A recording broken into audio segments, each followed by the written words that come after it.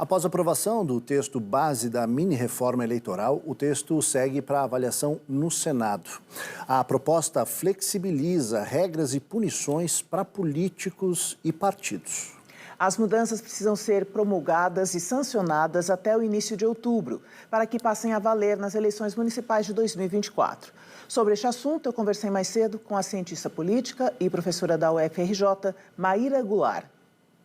Primeira coisa a ser dita é que a gente nunca teve duas eleições seguidas com as mesmas regras.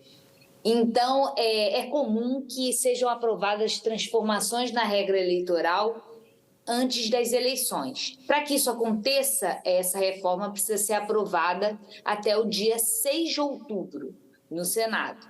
E a gente teve uma indicação de que o Senado não pretende fazê-lo apressadamente, usando a terminologia do próprio Rodrigo Pacheco, assodadamente. Ele disse que, diferentemente do que aconteceu na Câmara, que foi aprovado por meio de um requerimento de urgência, sem o devido tempo para o debate, Pacheco sinaliza que o Senado pretende analisar com tempo, com cautela, essa mini-reforma.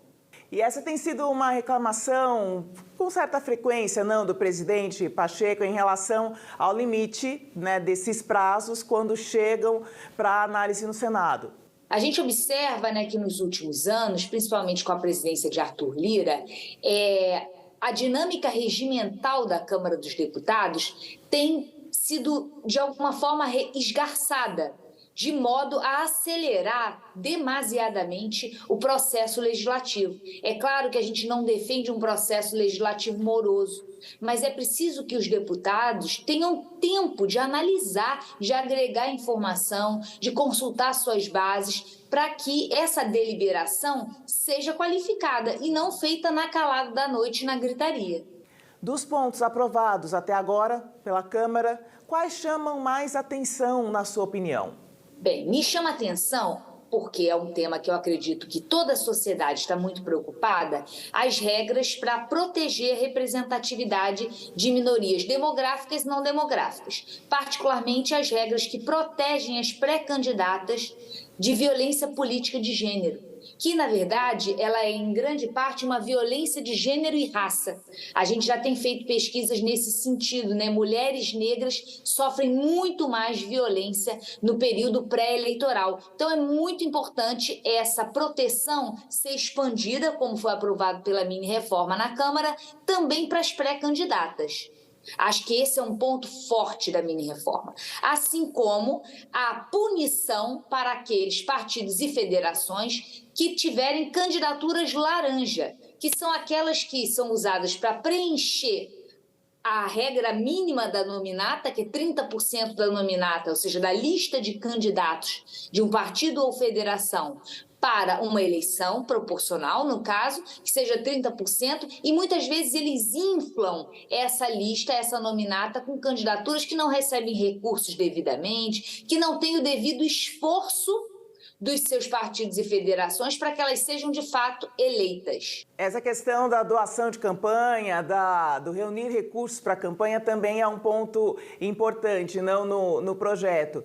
E quais seriam as mudanças? Há a possibilidade de doação por Pix, de não se identificar com clareza a entidade que doa? Como isso está sendo proposto? Acredito que essa dinâmica de fazer processos de doação coletiva, através de mecanismos financeiros, isso tudo talvez me pareça algo que torne mais nublado esse processo de doação e drene algo que foi muito uma conquista da nossa cidadania, que é o financiamento público de campanha. Você impedir que empresas doem dinheiro para candidatos.